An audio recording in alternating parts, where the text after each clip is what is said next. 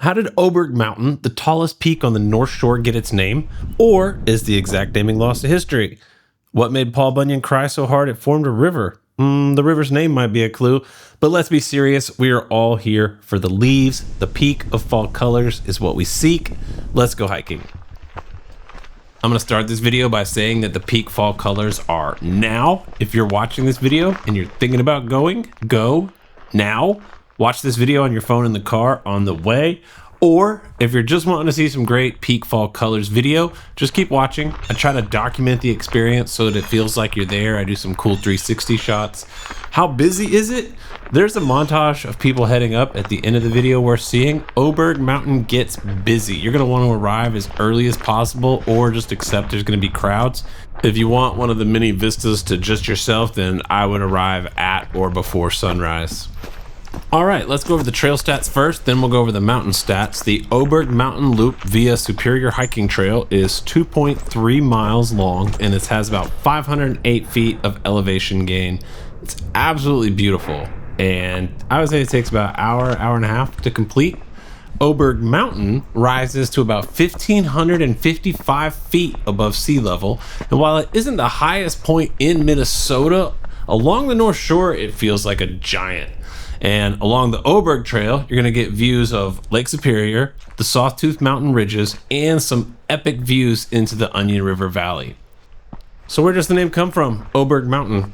The funny thing is we don't actually officially know. It's currently lost to history. And this is in a short time. So sometime between the 1900s and now, we don't officially know how Oberg Mountain got its name. The best guess is that it was named after a commercial fishing family who lived in the area. One of them, Roy Bernard Oberg, shows up in oral history interviews about North Shore fishing. The surname itself, Oberg, is Swedish and literally means island mountain, and that's pretty fitting for a ridge surrounded by forest and water. But yeah, it's tricky. Nobody could pinpoint exactly when the name stuck. In 1854, when this land was seceded to the United States in the Treaty of La Pointe, there were no Scandinavian settlers here yet. Immigration from Sweden and Norway came later in the 1800s. Now, by the early 20th century, the Oberg family was here, and at some point after that, the mountain on maps carried their name. At the base of the Oberg runs the Onion River, and that name comes with two very different explanations. The grounded version is simple. Wild onions and leeks grow here, and the Ojibwe name for the river literally translates to River of Abundant Wild Onions. Early settlers would have noticed the same thing, so the name makes sense. But there's also the tall tale version. According to Paul Bunyan folklore, his loggers were cutting timber here and stumbled into so many wild onions that they cried nonstop. Their tears, the story said, flowed down and carved the Onion River itself. Obviously, it's a legend, but like so many Paul Bunyan stories, it stuck as part of the local lore.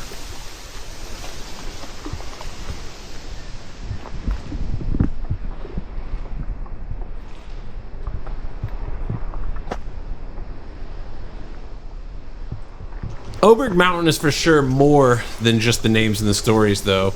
Anyone who's hiked in Minnesota has heard of the Superior Hiking Trail, and believe it or not, Oberg Mountain played a role in the making of the Superior Hiking Trail. Before the Superior Hiking Trail stretched for hundreds of miles, Forest Service crews in this district cut about 8 miles of ridge trail between Britton Peak and Levue. And that early stretch included Oberg, and in the 1980s, volunteers picked up the idea and built it into the longer Superior Hiking Trail that we know today. So, when you hike the Oberg Loop, you're not just seeing overlooks, you're walking into part of the first chapter of the Superior Hiking Trail's history. Pretty neat.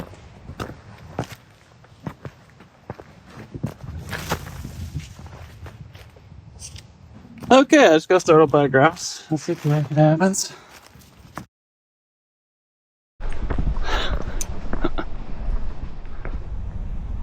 Oberg Mountain is a wall of color. Maple, birch, and aspen, they blaze red and orange and yellow against the dark greens of pines and spruce. This is one of the top fall hikes in Minnesota for a reason.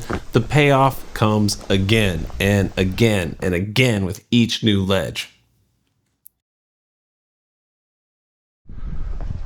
One big PSA or note is the cliffs here are natural and unguarded, so be careful with your little ones and your pets, and please, please, please stay aware.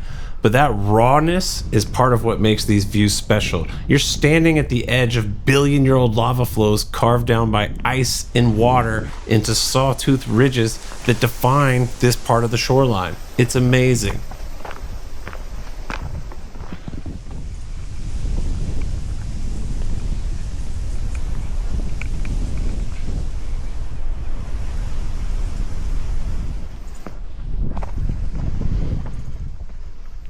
So if you're thinking about hiking it for the peak fall colors, go now. You will not be disappointed. It is absolutely stunning. I'm gonna try to film as many of these peak fall color hikes as possible. Oberg Mountain is for sure a Tazumi Woods approved hike. I mean, there's a reason that every time I've gone, the parking lot has been almost entirely full. What I'd like to do now, though, is with my experience in hiking, I'd like to sort of contrast what it's like in more like the North Georgia, Western North Carolina area as compared to watching the fall leaves transition here in Minnesota. This is my first time watching the leaves transition in Minnesota, so it's been very interesting. First of all, they're both great. I'm not the type of person who thinks of one thing being better than the other. They're both just different, and they're both really, really cool. So let's take something like the Blue Ridge Parkway. The views are epic, but some of it feels untouchable, and it's very much, think waves and waves of color, where the fall change here in Minnesota has been like this beautiful blanket that just sweeps across the land. And these places where you can mix in the views of Lake Superior or any other lake or some cliffs, it is like cinematic. It's like Lord of the Rings meets pumpkin spice or something like that. It's been just absolutely stunning and absolutely beautiful to see. I mean, billions of years of geology plus the changing fall leaves. What is not to like? Because this is part of the mid-continent rift, where billions of years ago a big crack basically tried to split North America right down the middle, but it failed. And it did leave behind these rolling ridges and deep valleys that you see along the North Shore, and the glaciers came through and scraped everything down and left all that lovely glacial till that we love to hike through. Oberg Mountain is perfect for fall color. The reds from the maples, the golds from the birch and the aspen, and all the dark greens and forest green backdrops of the conifers. It's just absolutely lovely. As you can tell, I really like Oberg Mountain, and so do a lot of other people, because you're getting ready to see a time lapse of, I don't know, 20 or 30 people. I couldn't quite get an exact count, so maybe leave me a comment if you can get an exact count of how many people are coming up as I'm going down. And if there's any other fall hikes that you really like, leave me a comment about those as well.